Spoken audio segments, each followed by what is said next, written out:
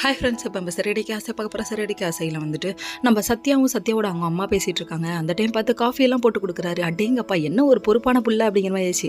கஷ்டப்படுற குடும்பத்துலேருந்து வர பசங்களுக்கு தான் சமைக்கிறது, துவைக்கிறது, பொரிக்கிறதுன்னு எல்லா வேலையும் தெரியுதுன்னு, அதனால தான் முக்கால்வாசி பணக்கார பொண்ணுங்க அந்த வீட்டில் தேர்ந்தெடுக்கிறாங்க போல். சரி, இது ஒரு பக்கம் இருந்தாலும் அதுக்கப்புறம் வந்துட்டு இவங்க இருந்துட்டு நம்ம சீதாவை நினச்சி புலம்பிகிட்டு இருக்காங்க. அருண் மாமா அப்படிலாம் இருக்க மாட்டாருன்னு ஆறுதல் சொன்ன நம்ம சத்யா கடைசியில் பார்த்தா சீதா அழுதுகிட்டு வரதை பார்த்தோன்னே ரத்த கண்ணீரே வடிச்சிட்டாங்க. நான் போய் கேட்குறேன், என்ன கேட்க ஆள் இல்லைன்னு நினச்சாரா? எதுக்காக வெளியே அனுப்புற? ஒரு தாலிக்கொடியெல்லாம் ஒரு விஷயமானு சொல்ல தாலிக்கொடி விஷயம் இல்லைப்பா, யார் வீட்டுக்கு போனதுனால தொலைஞ்சிச்சு, அதுதான் விஷயம் அப்படிங்கிற மாதிரி ஆயிடுச்சு.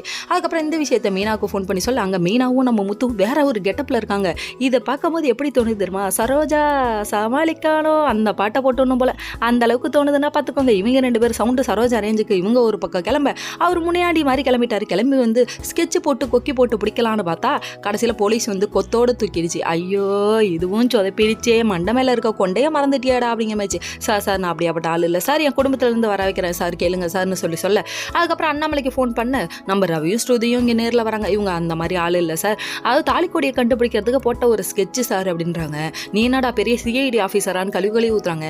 இந்த கதையில் சிஐடி ஆஃபீஸரே நம்ம முத்து தான் தெரியாமல் பேசுகிறாரு. இவர் ரொம்ப தப்பு பண்ணுறீங்க சார் அப்படிங்கிற மாதிரி ஆயிடுச்சு. அதுக்கப்புறம் பார்த்தா இப்பெல்லாம் பண்ணக்கூடாதுப்பா, இது தப்புப்பான்னு பேசிகிட்டே இருக்க டைமில் அந்த லேடியை கண்டுபிடிக்க முடியல சார், என் தங்கச்சி வீட்டுக்காரு வீட்டை விட்டு வெளியே அனுப்பிட்டாருன்னு விஷயத்தை போட்டேன்.